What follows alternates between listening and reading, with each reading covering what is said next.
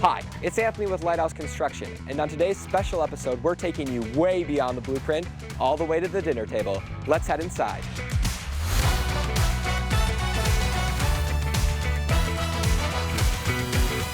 Hi, come on in. On today's episode, we're gonna mix it up a little bit. We're gonna do some cooking in this kitchen. And today, we're gonna make creme brulee.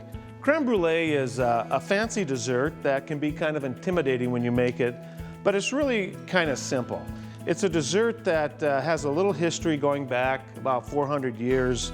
The French kind of claim that they originated it, and so does Spain, but actually, it came from England, the first recipes, but of course, it's the French that made it famous. And it's basically egg yolks, heavy whipping cream, sugar, and vanilla. The first step is to take 2 cups of heavy cream, and I'm gonna get this vanilla bean in it and put it on the stove. So I'm gonna open them up, and vanilla beans generally come from either Mexico or Madagascar, and I think these came from Madagascar.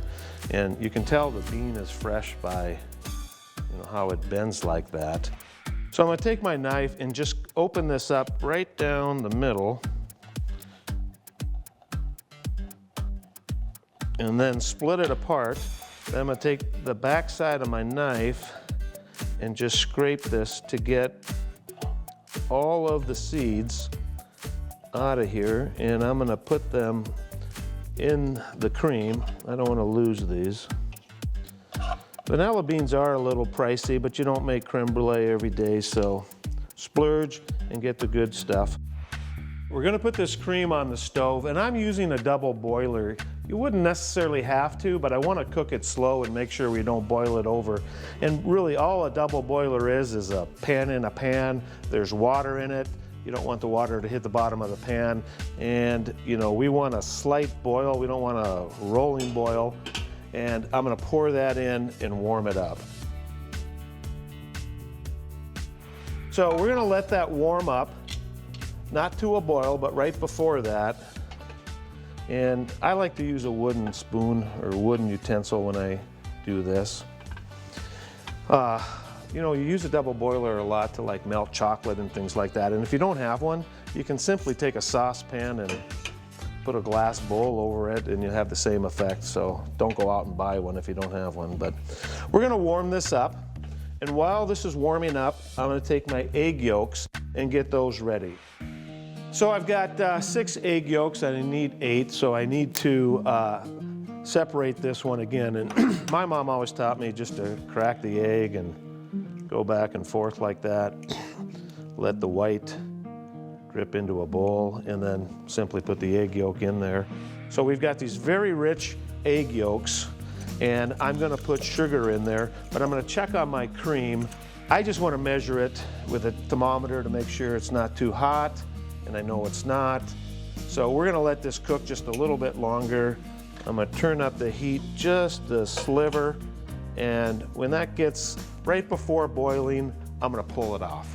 So while my cream is sitting there, now I'm gonna put my sugar in. It's about 1/3 cup of sugar, and you don't really wanna do this in advance. You just want the sugar in with the eggs, mix it up a little bit. Now some people will say put in a pinch of salt. This is salt, and we're gonna put in just the slightest of pinches of salt because salt can enhance the sweetness actually, which seems kind of ironic. You don't want to just dump this in because if you cook those eggs, you're going to have scrambled eggs and not creme brulee. So I'm just going to go slowly, and it's going to get tempered, and then I can put it all in. Just drizzle it slowly in, and kind of whisk constantly while you're doing that. Like I said, eggs are kind of sensitive. You don't want to cook them, you want to temper it. So the next step is to pour this in ramekins. You don't want to mix this up too much because you don't want a lot of air in here. So let me get set up for that, and we'll show you that step. All right, we are now ready to pour this through this sieve here. Oh, hey, Anthony. How's everything going here? Great. You remember you've helped me before. Looks like it's gonna be good. Yeah, I hear you're really busy today. Busy, busy, busy, as and you you gotta say. run, right? Gotta blast. Hey, hand me that spatula in the sink once. I want to get all of this out. And you remember when you first helped me make creme brulee? I do, yes. The salt incident. Yeah. I'm going to, once you leave and go to work, I might get a chance to tell them about that story. You were always my sous chef growing up, and it's a great story, don't you think? Certainly, especially for Mom, right? All right, you go make some money. I'll finish the creme brulee, okay? Good luck. Yeah. Okay, I'm gonna take my mixture right now that I ran through the sieve and put it over here in the ramekins. But one last thing, make sure you put this sealed airtight. A lot of times when you buy a bean, they'll come in like a test tube type container with a cork on the end. So before I put this away, I wanna seal it and make it airtight so that, you know, it stays fresh. So let me come over here, and I've got a few different ramekins here.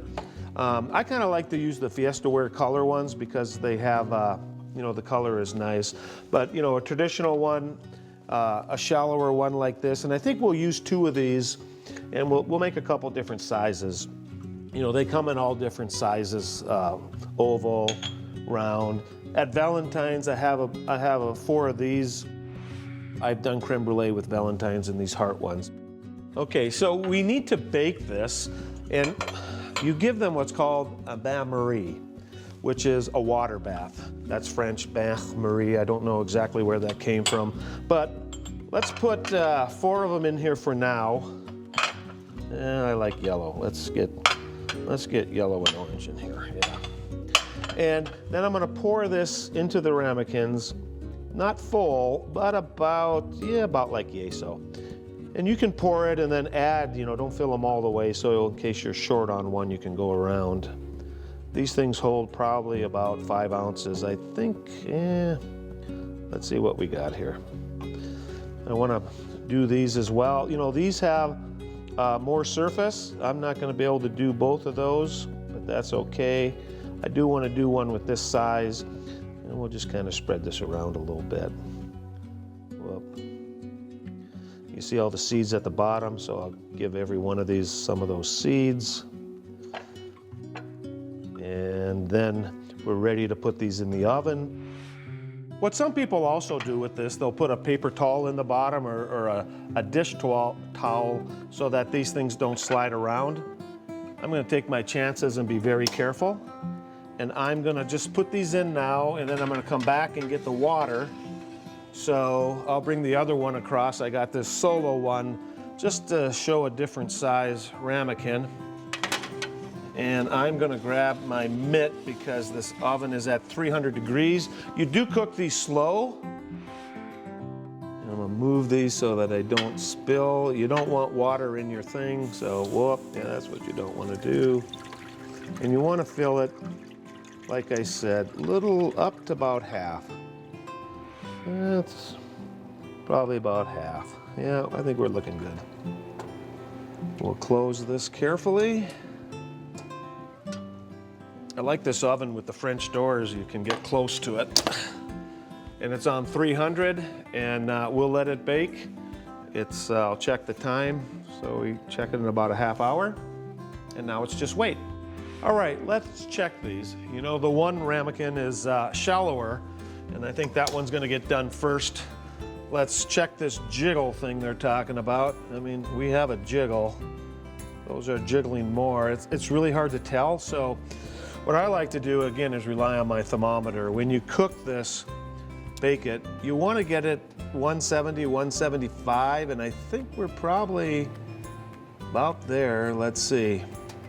Oh, yeah, this one's done. Look at there, 174, 5, 6. This one's perfect. Now, with that shallow water, I can try to carry that myself, but I've seen people do this where they kind of take some of the water out first if they can, because I'm sometimes shaky Jake and I don't want to spill that water, so let me get a little bit of it out.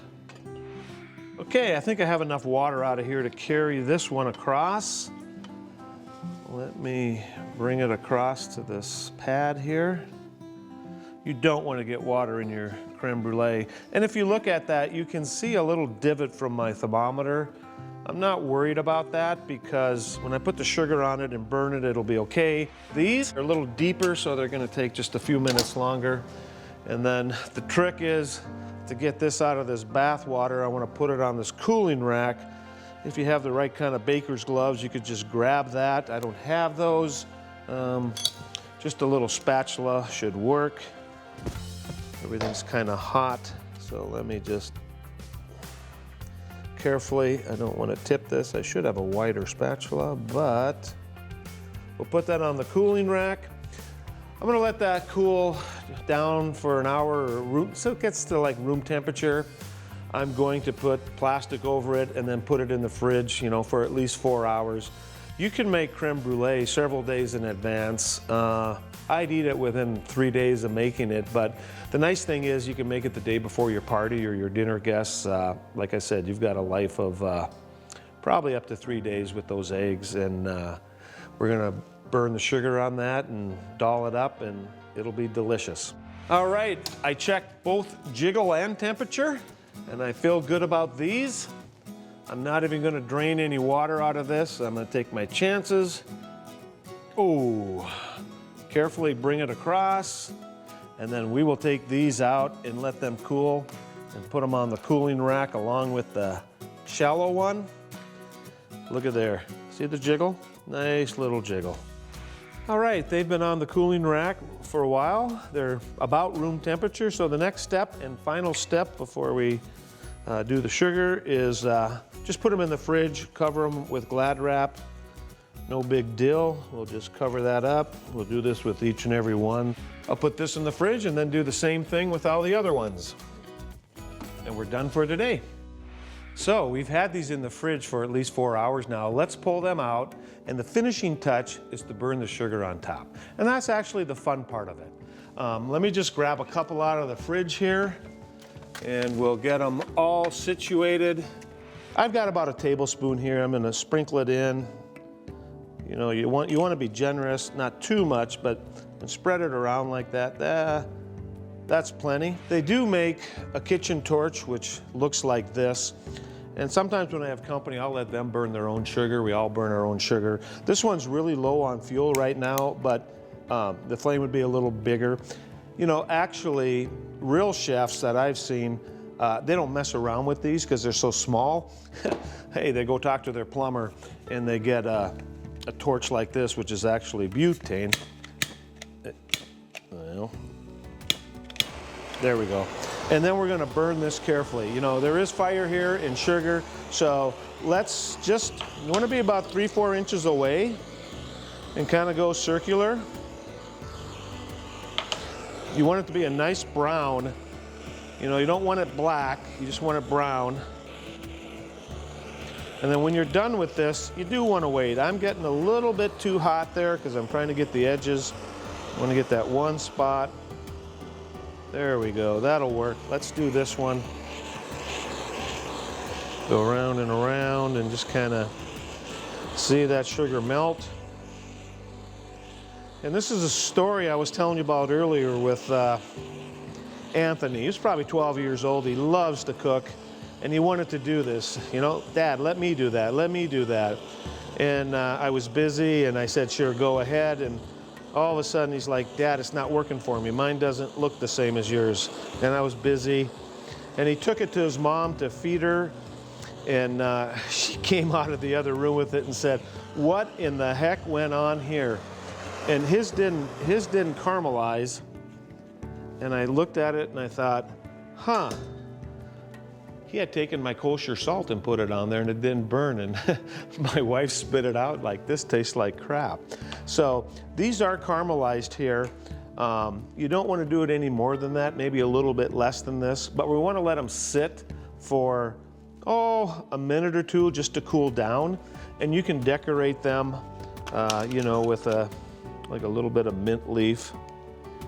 Put that on there, and then maybe a raspberry and a couple of blueberries on the side.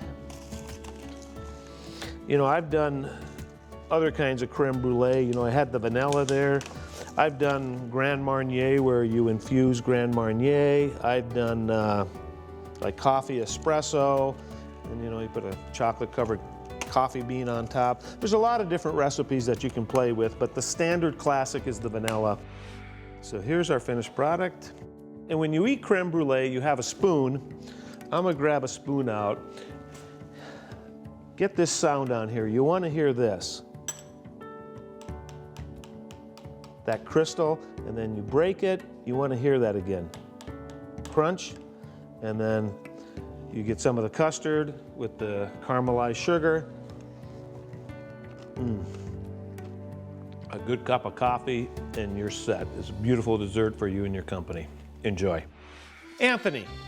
Yeah. Anthony. Yep. Is that like your third one? That's my second. Let's not exaggerate. Okay, you're the sous chef.